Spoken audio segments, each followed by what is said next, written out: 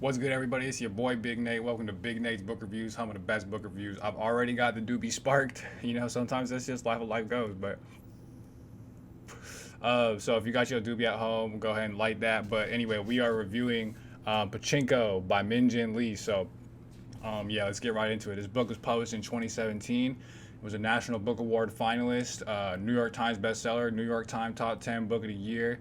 But as far as I know, that's kind of the big ones, which is a little surprising to me. Like, I would have expected this book to be more awarded up, more decorated. Like, for instance, I don't even think it was on the long list, short list, or anything for the Bailey's Women Prize in Fiction, which, like, to me just seems like a massive oversight. Maybe it wasn't eligible or something, but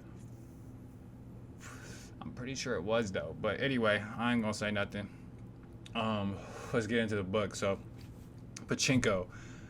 Pachinko follows a Korean family in the early 20th century in 1910, and you follow four, arguably five generations of this family as the historical and the political forces are changing in the world, especially between Japan and Korea. So that's kind of like what this book is about, like back of the book cover type deal. But what this book is about, you know what I mean? You know what I'm saying? What this book is about is love and family and the tremendous sacrifices that we make for the people that we care about. And it's just stubbornly persisting through life when life has got nothing to give you but grief and suffering and despair. And you just can't help but hold out that hope that one day, against all the odds, when there's so much out of your control, when history is just slapping you around left and right, you still can't help but hope that you and the people that you care about might one day find happiness in this life. Like that kind of shit. And if not you and your people, then you pass it to the next generation. You pass them the torch so that they can try. And it's just like, no matter how down bad you are, even when you are just struggling to survive, you just can't. There's nothing to do but to just keep on living. Like Mozazu says. Shout out to Mozazu. We smoking this one for Mozazu as well. Like Mozazu said, the stupid heart can't help but hope. The stupid heart can't help but hope. And that's what this book's about in a nutshell. That's what this book's about. But part of how Min Jin Lee, I think, is able to do this, tell this story, talk about these themes, communicate these messages, is through her use of character. Like, this book, there's a plot and everything, of course, and it's a presence, but this book is about people. This book is about characters. And Min Jin Lee, she has like a third-person omniscient narrative style, so you're able to get into the heads of so many different and diverse and eclectic groups of people. And it's funny, like the way that Pachinko is set up, it reminds me, honestly, this is why it's cool.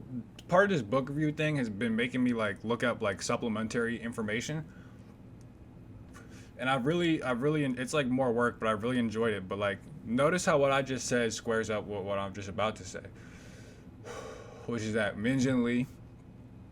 Okay, so I gotta backtrack a little bit, but Min Jin Lee had the idea for Pachinko in I almost said 1910 when the book started.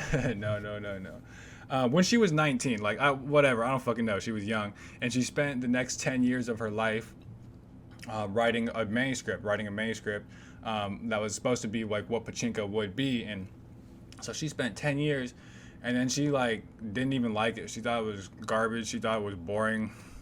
She just didn't like it. So part of what happened is, for whatever reason, she ends up going to Japan with her family, and she starts interviewing Korean Japanese people, like people who in the earlier 20th century had emigrated from Korea to Japan. She starts interviewing them, and she realized, like, okay, that's what the book needed to be about. The book needed to be about these people. And so she went to work and she wrote, I think she spent another long time working on the next draft for what we now know is Pachinko. But what she did was, like, it was kind of crazy. Like, when you think about it, this whole thing, like, Min Jin Lee is a history major, believe it or not. She majored in history. I don't know if she's like a historian, but she goes to Japan. She interviews people that were directly experiencing the the diaspora from Korea to Japan. She interviews them, gets primary accounts, gets primary sources, integrates all that into this novel, and creates generations of families and communities. And it's like, and you can just see, like, when you like kind of read this book in light of that, you can like see that happening, like where she got like the inspiration for this book. And she even says, You can point to any line in this book, any character, any person, and she can give you a whole set of footnotes for who and what inspired it. And just on top of all that, Pachinko is like a historically and politically accurate representation of what the world was like through the 20th century. So this book is just, it's a triumph. This is what people should be saying when they say that a book is a triumph, because it's like that gets thrown around like way too much. But there is so much that goes into this book that it is worthy of that title. And something I like too that Min Jin Lee does with Pachinko is that it's like it does something that a history book couldn't. This is one reason I like fiction, is it gives you perspectives that you otherwise can't get, because she shows what it's like to be these Korean people who went to Japan, and when they get there, they're straight like discriminated against. Like there's some straight Korean racism going on. It's honestly very reminiscent of some African American literature I've read, what it's like to the experience of being African American in the United States. It's kind of like that, but like Japanese people won't give Korean people jobs, and they won't give them housing, so they get partitioned off into ghettos. They won't rent out stores, so they can't elevate themselves economically, because they're willing to work. They're willing to put that work in 100%, but they don't even get the chance to do it because no one's fucking with them. No one's fucking with them, period. Even just like socially, like you shouldn't really be taught, if you're Japanese, you shouldn't really be talking to Korean people, let alone love or marry one or anything like that. So they're just like off limits. And so she's able to convey all that. And there's so much that she does that she just works in here. And at no point is the writing heavy-handed or anything. You just get it by diffusion. Like you don't even have to try. You don't have to put effort. Like for instance, there's like this one kid who, like, he turns 14 and he was born in he was born in Japan, born and raised in Japan. His parents were born and raised in Japan, but he's technically not a Japanese citizen. So he turns 14 and he's got to go to, it's like, it's on his birthday too. So they're getting ready for the day. It's like, okay, they got to stop here, and he's got to renew his citizenship, and he's liable to get deported at any point, and he's got to come back in a few years to renew it. Like all that type of shit. All of that is just worked into the story. It's just massaged into the story seamlessly. Like, so yeah, I feel like I said my piece about all of that. There's honestly so much more where that came from. I would just definitely pick this book up, which maybe I'll just give my rating right now, which is that it's an A plus. Like I don't see how this book, I could walk away from this book and not think it's an A plus. At the lowest, I'll go as an A, but I'm not even really willing to give that up. I do think if this is not an A plus, then I don't really know what is. You know what I'm saying? Like the writing is just fantastic. Her prose is just like, it's neat, it's clean, but it's like simple, but it's like elegant, which kind of sounds like pretentious, but it's true. Where that, like, some of my favorite scenes of this book are when they're just like doing chores, like they're just cutting vegetables, or they're doing laundry, or just like cleaning the house, because her prose is so eloquent. They're memorable, and some of my favorite passages of the book. And yeah, just overall, it's just like an A plus book. It's just good. I have no complaints about this book whatsoever. To me, I kind of think of it like the Asian East of Eden, and I mean that in the best way, where it's like, because East of Eden is one of my all-time favorite books.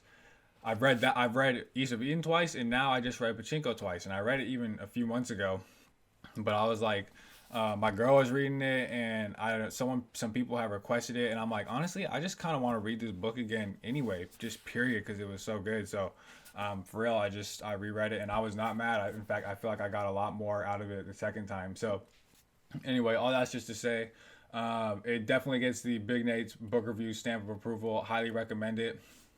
And I think that's about all I got to say. Pachinko by Min Jin Lee. Go check it out. I love her on Instagram and Twitter. She's like my favorite to watch. She's just so cool. I don't know what it is. She's just cool.